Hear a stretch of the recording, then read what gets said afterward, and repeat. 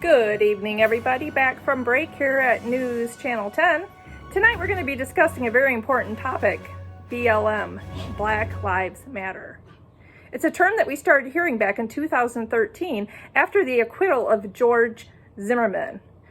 As we remember, he's the one that shot and killed Trayvon Martin in Florida back in February of 2012.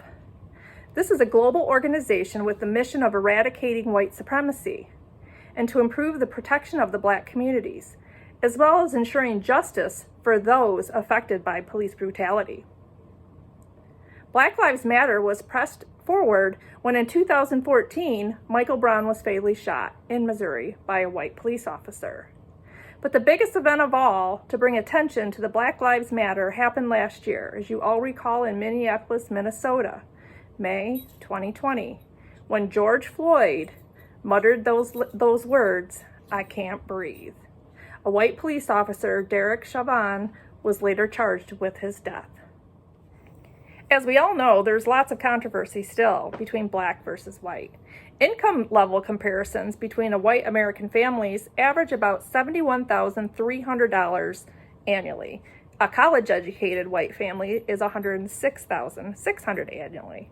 But versus the black African American families, which average about $43,300 annually, and their college-educated families earn $82,300 annually. According to the Pew Research study done in 2014, 72% of white families own a home compared to 43% of African Americans. The socioeconomic disadvantage of the African Americans has been long debated. Hillstrom, Elsie, 2018. And here with me tonight, I do have a college student who is studying ethics.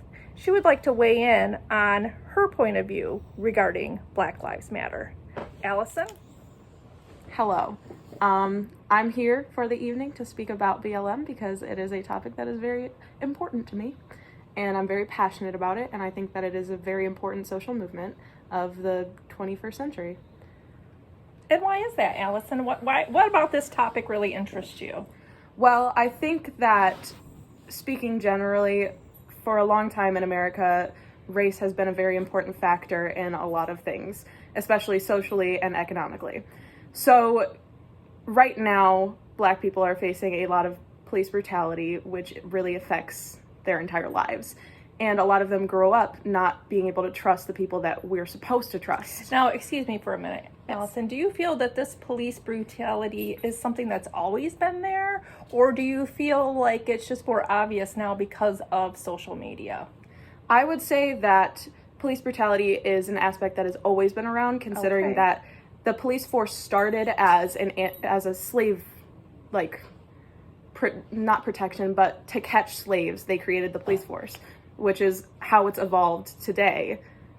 Is just basically its roots are from catching slaves and punishing slaves. So it really is, it has always been rooted in racist ideologies.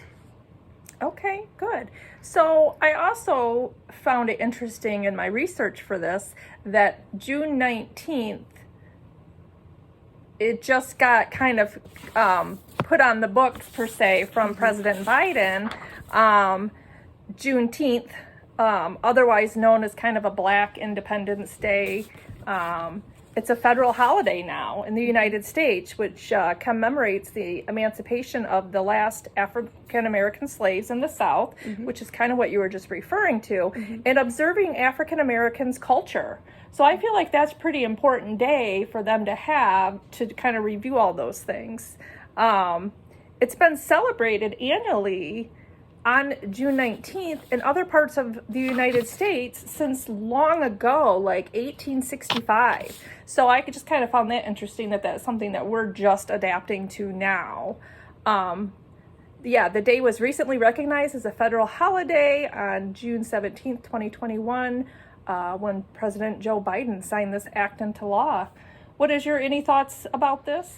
Yeah, so I definitely feel that the act is very important because we haven't really recognized a lot in media how slaves weren't really freed until years after Lincoln signed the Emancipation Proclamation. Oh, yes.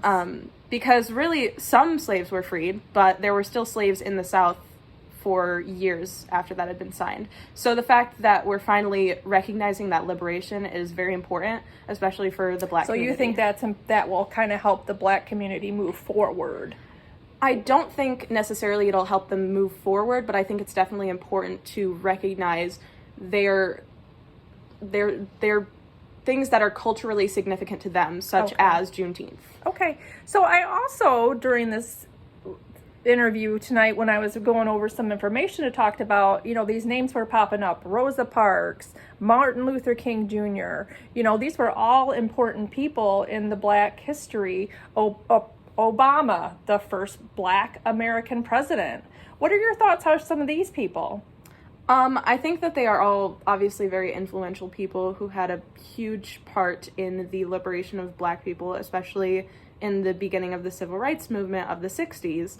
But I also think that sometimes when looking at these bigger names, we kind of forget about the people who have been overshadowed, like historical figures in like NASA, such as the Hidden Figures movie about the 3 Black women who helped send people to space. Those people are often overlooked in favor of the bigger historical figures, which shouldn't be downplayed, but people shouldn't be overlooked in favor of those people. Well, and I feel like everybody knows the name Martin Luther King Jr., a very prominent American civil rights activist.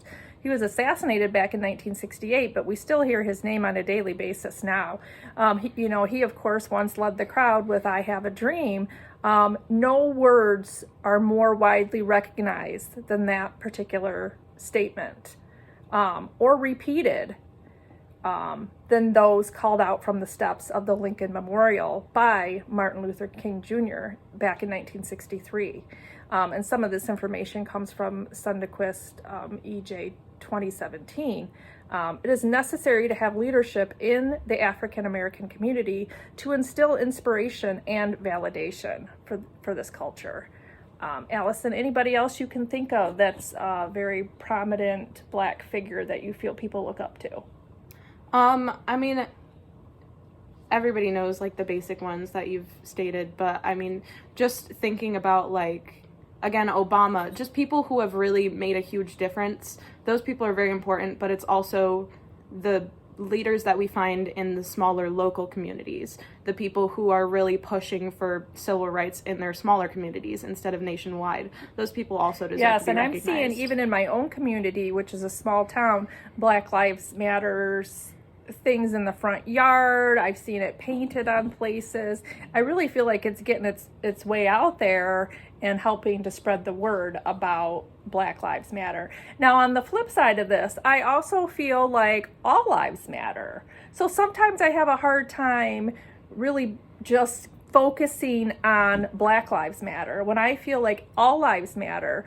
All people with unfortunate circumstances have the right to have help. So what is your take on that?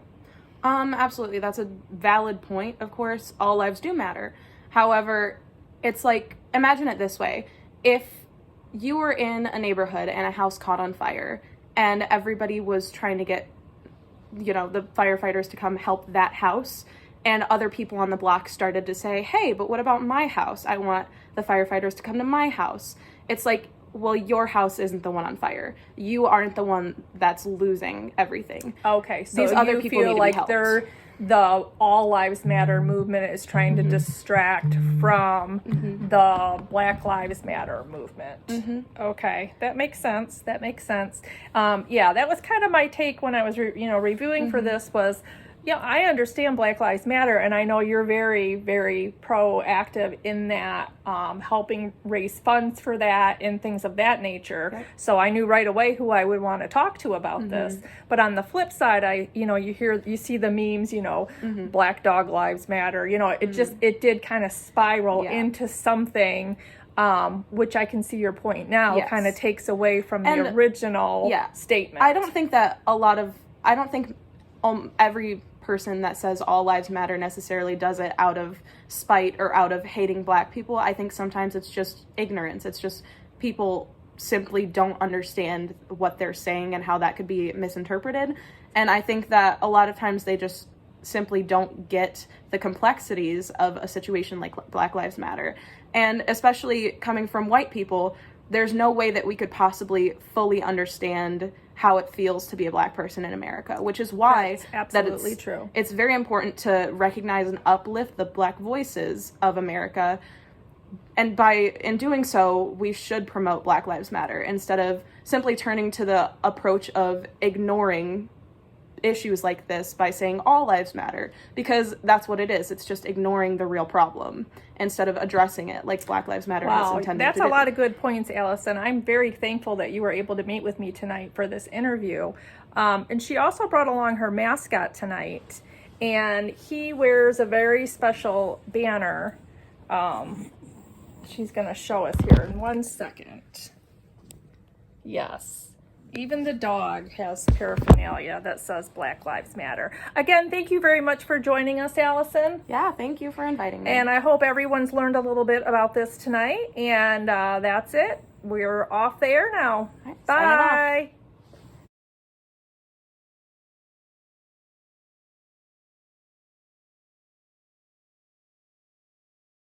In Missouri by a white police officer. The biggest event of all to bring attention to this Black Lives Matters movement happened in Minneapolis, Minnesota, as you all remember, in the May of 2020. Good afternoon, everybody. Back from break here at WWZ 12 News at 10. Tonight we're going to be discussing a very important topic. As we all know, there's a lot of conversation and don't look at me. On June 19th, years after, what's his name? The president. Biden? No. The first one, we're gonna have to cut this part out. Okay.